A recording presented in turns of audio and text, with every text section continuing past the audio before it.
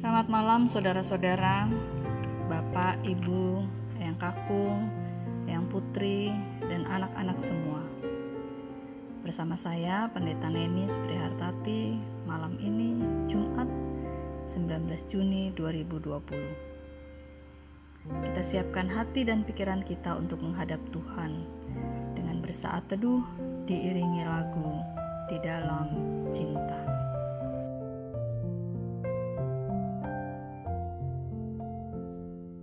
Di dalam cinta dan kasih,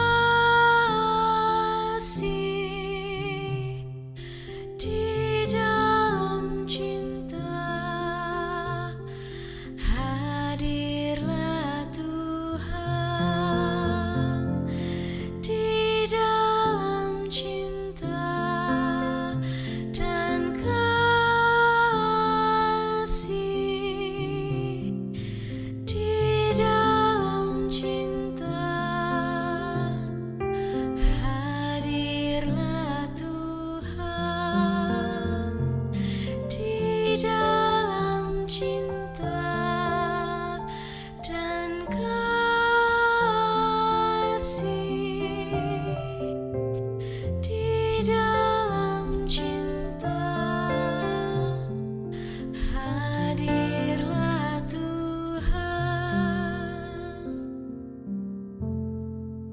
Mari kita membuka Alkitab dari Yeremia pasal 18 ayat 19 hingga ayat 23. Yeremia pasal 18 ayat 19 hingga ayat 23.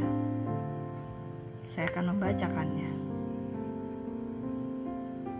Perhatikanlah aku ya Tuhan, dan dengarkanlah suara pengaduanku. Akan dibalaskah kebaikan dengan kejahatan? Namun mereka telah menggali pelubang untuk aku. Ingatlah bahwa aku telah berdiri di hadapanmu dan telah berbicara membela mereka, supaya arah amarahmu disurutkan dari mereka. Sebab itu, serahkanlah anak-anak mereka kepada kelaparan, dan biarkanlah mereka dipancung pedang. Biarlah istri-istri mereka kehilangan anak dan suami. Biarlah laki-laki mereka mati oleh sampar, dan pemuda-pemuda mereka mati karena pedang di pertempuran. Biarlah kedengaran jeritan dari rumah-rumah mereka, apabila engkau dengan tiba-tiba mendatangkan gerombolan perompak kepada mereka. Sebab mereka telah menggali pelubang untuk menangkap aku, dan telah memasang jerat untuk kakiku. Tetapi Engkau, ya Tuhan, Engkau mengetahui segala rancangan mereka untuk membunuh aku. Janganlah ampuni kesalahan mereka, dan janganlah hapuskan dosa mereka dari hadapan-Mu. Tapi biarlah mereka tersandung di hadapan mata-Mu. Bertindaklah pada hari murka-Mu terhadap mereka. Saudara-saudara, membaca dan mendengar bacaan Alkitab malam ini rasanya menakutkan juga. Saya memberi tema ungkapan kecewa dan marah.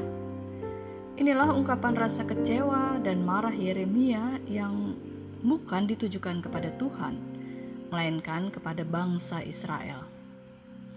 Kalau kita membaca Yeremia pasal 1 ayat 6, diceritakan Yeremia dipanggil sebagai nabi ketika ia masih muda dan belum pandai bicara, yaitu pada masa pemerintahan Raja Yosia. Untuk itulah ia menolak panggilan Tuhan dengan pertimbangan bahwa ia masih muda dan tidak pandai bicara. Tapi Tuhan tetap memakai Yeremia sebagai nabi untuk bangsa Israel.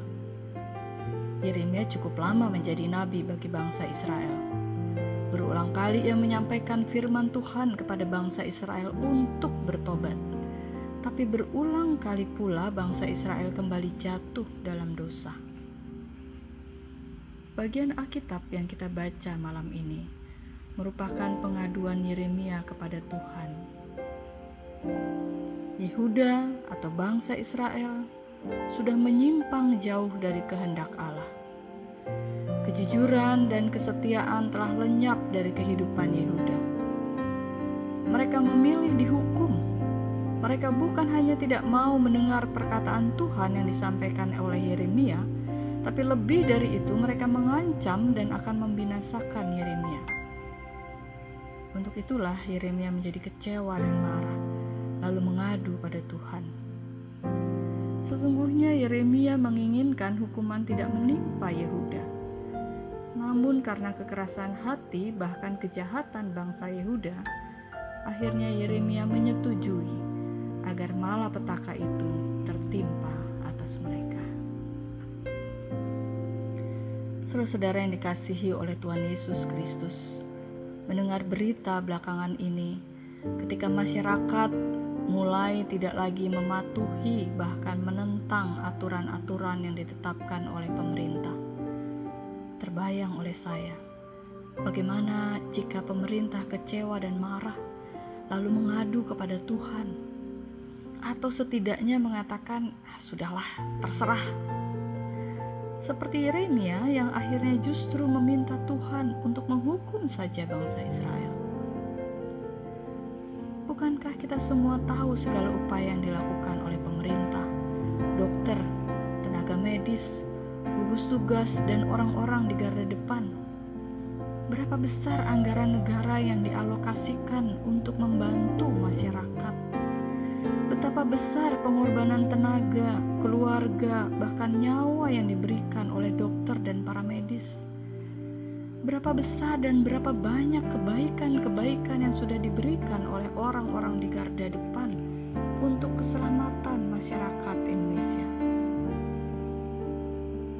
Lalu apa balasan sebagian masyarakat atas semua kebaikan itu? Bukan hanya tidak mematuhi dan berontak atas aturan yang ada, tapi juga mencurigai pemerintah dan tenaga medis dengan mengatakan mereka mengambil keuntungan dari situasi ini. Saya percaya saudara-saudara tidak menjadi bagian dari sebagian masyarakat itu. Amin. Mari kita berdoa, kita awali dengan doa Bapa kami yang kita nyanyikan bersama.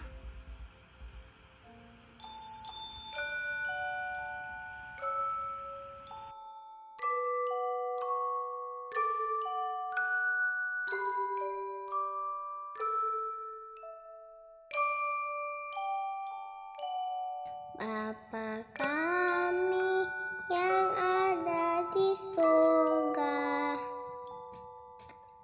dikuduskanlah namamu, datanglah kerajaanmu, jadilah kehendakmu di bumi seperti di surga.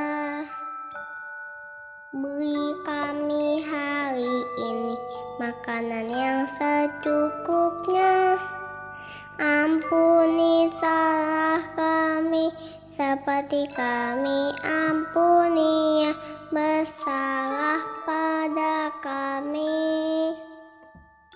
Jangan bawa kami dalam pencobaan, maka lepaskan kami dari yang jahat, sebab Kau yang punya kerajaan dan kuasa dan kemuliaan sampai selama-lamanya. Amin. Amin.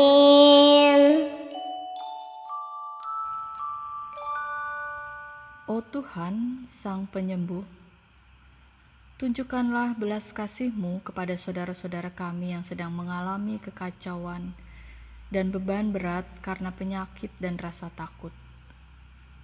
Dalam situasi saat ini, ketika kami merasakan tubuh mengalami gangguan kesehatan, maka rasa takut akan terpapar virus corona yang terbayang. Keadaan tersebut justru membuat kondisi tubuh makin melemah.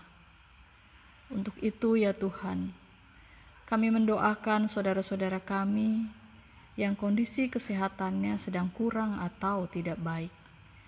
Berikanlah ketenangan untuk dapat melakukan tindakan-tindakan yang benar guna kesembuhannya. Datanglah menolong kami karena virus corona masih terus menyebar. Sembuhkanlah mereka yang sakit. Bantu dan lindungilah keluarga mereka dan teman mereka yang menjaga dan merawat, supaya tidak terinfeksi. Dalam pengasihan-Mu, kami mohon. Tuhan,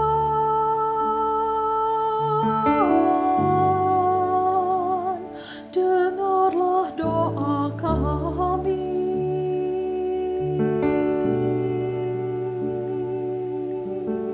Tuhan,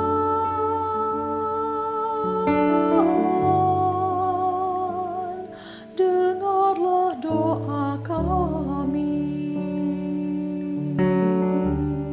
Oh Tuhan, Sang Penyembuh, berikanlah kami roh cinta kasih dan disiplin diri yang daripada-Mu, sehingga kami dapat bekerja sama dengan pemerintah untuk menghentikan penyebaran virus corona ini. Pulihkanlah sikap egois dan pemusatan diri serta ketidakpedulian kami yang membawa khawatir kami hanya ketika virus itu mengancam diri kami sendiri, dan tidak peduli dengan bahaya virus tersebut ketika mengancam orang lain. Bukalah jalan-jalan melampaui rasa kurang percaya diri dan rasa takut yang membuat kami dengan mudahnya mengabaikan orang lain di sekitar kami. Tolonglah kami untuk dapat saling mengingatkan, berdisiplin diri demi kesehatan dan keselamatan bersama. Dalam pengasihan-Mu, kami mohon. Tuhan,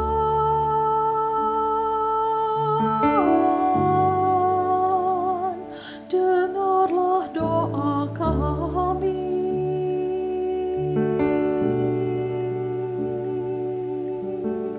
Tuhan,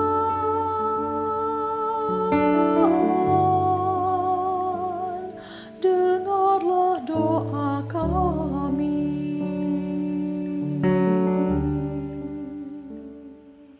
Oh Tuhan, Sang Penyembuh, kuatkanlah dan teguhkanlah saudara-saudara kami yang bekerja di dalam pelayanan publik, yang harus berjumpa bahkan melakukan kontak dengan orang yang dilayani. Kami berdoa untuk mereka yang bekerja di lapangan medis, perawat, pegawai kesehatan, dokter, relawan, dan semua yang berkomitmen untuk merawat yang sakit. Mereka adalah orang-orang yang memiliki resiko tinggi akan terpapar virus corona. Tetapi mereka lebih mengutamakan keselamatan banyak orang yang sudah terpapar dan membutuhkan pertolongan. Berikanlah kesehatan dan daya tahan tubuh yang lebih kepada mereka ya Tuhan. Jauhkanlah dari mereka putus asa karena pasien COVID-19 belum juga berhenti. Janganlah buat mereka menjadi kecewa dan marah, karena tidak sedikit yang terpapar oleh sebab ketidakdisiplinan dirinya sendiri. Dalam pengasihan-Mu, kami mohon. Tuhan,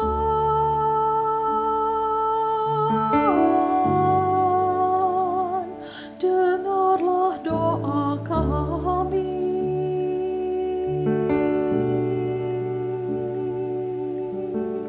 Tuhan,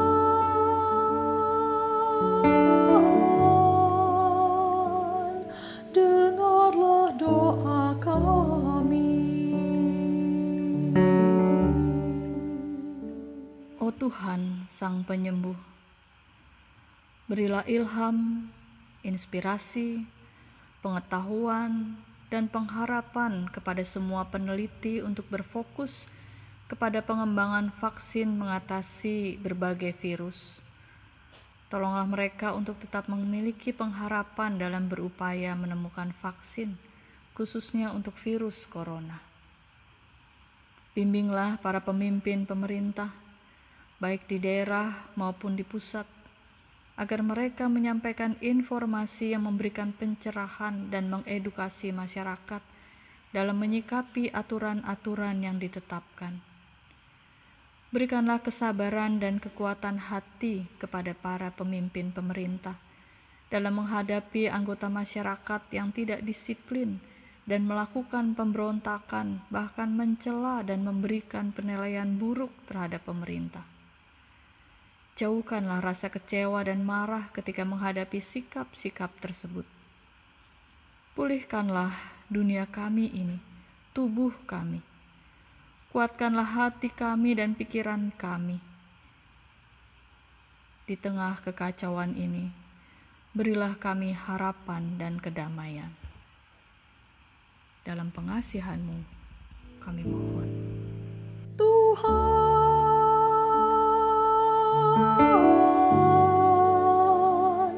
dengarlah doa kami.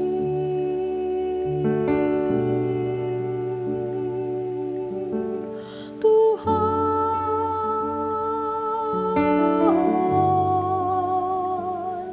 dengarlah doa kami.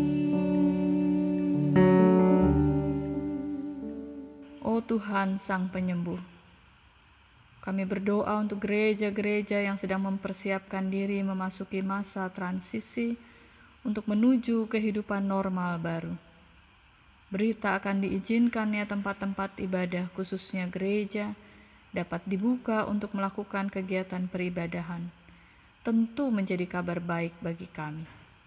Ini menjadi saat yang sangat kami rindukan untuk kembali beribadah di gereja, berjumpa dengan saudara-saudara persekutuan. Berikanlah hikmat kepada kami, khususnya para anggota majelis gereja, dalam merespon informasi tersebut.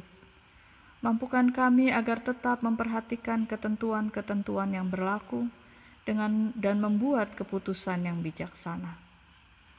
Tolonglah kami untuk dapat mengedepankan kesehatan dan keselamatan warga gereja kami. Jauhkan kami hanya memikirkan dan mengutamakan diri sendiri, karena kami tidak tinggal dan hidup sendiri. Buatlah kami memahami dan tidak menjadi kecewa ketika kami menjadi bagian orang yang tidak diizinkan untuk beribadah di gereja, ataupun ketika majelis gereja kami memutuskan untuk belum melaksanakan ibadah di gereja. Tolonglah kami untuk percaya bahwa semua kebijakan tersebut untuk kebaikan, kesehatan, dan keselamatan kami bersama. Inilah doa kami malam ini. Dalam pengasihan-Mu kami mohon. Tuhan,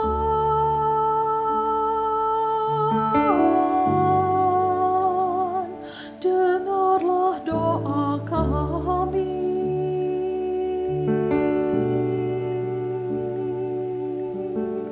Tuhan,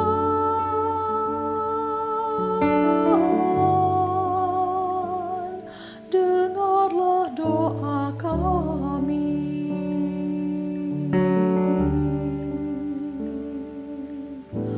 Tuhan,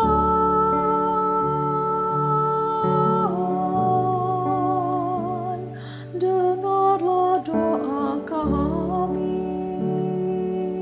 Tuhan, dengarlah doa kami.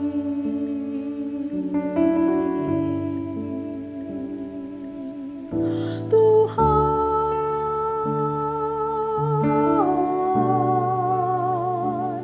dengarlah doa kami.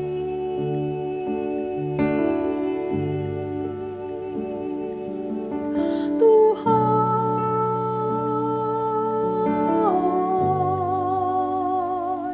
dengarlah doa kami.